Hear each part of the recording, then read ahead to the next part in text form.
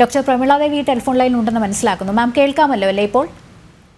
ഞാൻ യാത്രയിലായതുകൊണ്ടാണ് ഇടയ്ക്ക് ലൈൻ കട്ടാവുന്നത്. ഇപ്പോൾ കേൾക്കാം. ഓക്കെ മാം പറഞ്ഞു വന്നാൽ തുടർന്നോളൂ. അതെ, അതായത് വളരെ വൈകിയ വേളയിലെങ്കിലും ഈ റിപ്പോർട്ട് പബ്ലിഷ് ചെയ്യാം എന്നുള്ള കോടതി വിധി വളരെ ആശാസ്യമാണ്. പ്രത്യേകിച്ചും ഈ ഹർജിക്കാരന് യാതൊരു വിധമായ അവകാശവും ഇക്കാര്യത്തിന് തടസ്സം നിൽക്കുന്നതിനില്ല എന്ന ഒരു നിരീക്ഷണവും വളരെ പ്രസക്തമാണ്. അതോടൊപ്പം ഇത് വ്യക്തികളെ ബാധിക്കും എന്നുള്ള തരത്തിലുള്ള അദ്ദേഹത്തിന്റെ ആശങ്ക അസ്ഥാനത്താണ്.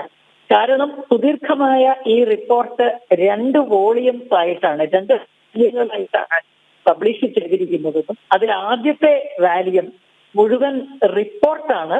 ഈ കമ്മിറ്റി അംഗങ്ങൾ നടത്തിയ നിരീക്ഷണങ്ങളും പഠനങ്ങളും അവർ നടത്തിയ ചില വിനിമയങ്ങളും ഇന്ററാക്ഷൻസുമാണ്. രണ്ടാമത്തേതിലാണ് പൂർണ്ണമായ തെളിവുകളും സംഭവങ്ങളും ഒക്കെ അടങ്ങിയിരിക്കുന്നത്. അപ്പോൾ വ്യക്തികൾക്ക് ദോഷകരമായ തരത്തിലുള്ള ഭാഗങ്ങൾ മാറ്റിവെച്ചുകൊണ്ടാണ്, റിഡാക്ട് ചെയ്തുകൊണ്ടാണ് ഈ റിപ്പോർട്ട് വെളിച്ചത്ത് വരാൻ പോകുന്നത്. അത് പാർട്ടിസിപ്പേറ്ററി ഡെമോക്രസി, ജനപങ്കാളിത്തത്തോടെയുള്ള ജനാധിപത്യ സംവിധാനത്തിന്റെ നിലനിൽപ്പിന്, തുടർച്ചയ്ക്ക്, വ്യവസ്ഥയ്ക്ക് അനുപേക്ഷ്യമാണ്, അനിവാര്യമാണ് എന്ന് തന്നെയാണ് ബഹുമാനപ്പെട്ട ഹൈക്കോടതി നിരീക്ഷിച്ചിരിക്കുന്നത്. അതുകൊണ്ട് ഈ റിപ്പോർട്ട് വെളിച്ചം കാണരുത് എന്ന ഹർജിക്കാരന്റെ ആവശ്യം തികച്ചും അസ്ഥാനത്താണ്. ഇപ്പോ എനിക്ക് മുമ്പ് സംസാരിച്ച ആൾ സൂചിപ്പിച്ചതുപോലെ തന്നെ അത്തരത്തിലൊരു ആവശ്യം അദ്ദേഹം ഉന്നയിക്കാനുണ്ടായ യഥാർത്ഥ കാരണം എന്താണ് എന്നതിപ്പോഴും നിഗൂഢമാണ്. കാരണം അദ്ദേഹത്തെ നേരിട്ട് ബാധിക്കുന്നതൊന്നും ഇതിനകത്തില്ല എന്നിരിക്കെ അദ്ദേഹം ആരുടെ ബിനാമിയാണ്, അഥവാ അദ്ദേഹം ആർക്കു വേണ്ടിയാണ് സംസാരിക്കുന്നത്? അദ്ദേഹം വെറും ഒരു പേര് മാത്രമാണോ, ആരെങ്കിലുമാണോ ഇതിന്റെ പിറകിലുള്ളത് തുടങ്ങിയ ചോദ്യങ്ങൾ വളരെ പ്രസക്തമാണ്. സിനിമ അല്ലെങ്കിൽ ചലച്ചിത്ര മേഖല എന്ന് പറയുന്നത് ഒരു തൊഴിലിടം തന്നെയാണ്. ആ മേഖലയിൽ പ്രവർത്തിക്കുന്ന എല്ലാവരെ സംബന്ധിച്ചും അതൊരു തൊഴിലിടമാണ്. ഏറ്റവും അതിശക്തവും അതിസ്വാധീനകരവുമായ പുതിയ മാധ്യമം എന്ന നിലയിൽ ആയിരിക്കുമ്പോഴും ആ തൊഴിലിടത്ത് പ്രവർത്തിക്കുന്ന സ്ത്രീകൾക്ക് ഏതാണ്ട് പകുതി പേര് വരുമെന്ന് കരുതുക. അത്രയും ആളുകൾക്ക് സുരക്ഷിതത്വം ഉണ്ടാകേണ്ടതിന്റെ ആവശ്യകതയെ എങ്ങനെയാണ് ചോദ്യം ചെയ്യാൻ കഴിയും? പ്രത്യേകിച്ചും ഇത് സ്ത്രീകൾ നേരിടുന്ന ശാരീരിക, വാചിക, ആംഗിക ആക്രമണങ്ങളെ കുറിച്ച് മാത്രമല്ല പറയുന്നത്.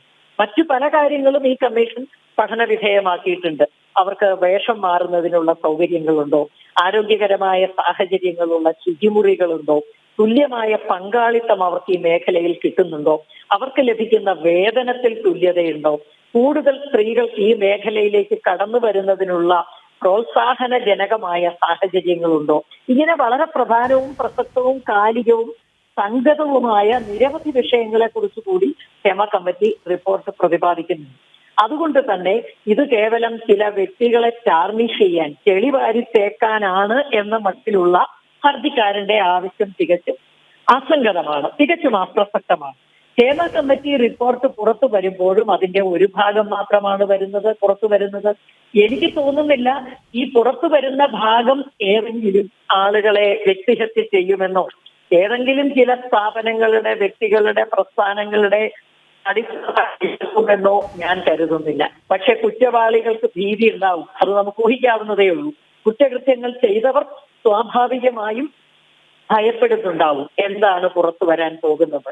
ഈ പൻഡോറയുടെ പേടകം തുറന്നാൽ എന്തൊക്കെ അപായങ്ങളായിരിക്കും പുറത്തു വരിക എന്നവർക്ക് ആശങ്കയുണ്ടാവും എന്നത് വാസ്തവം തന്നെ.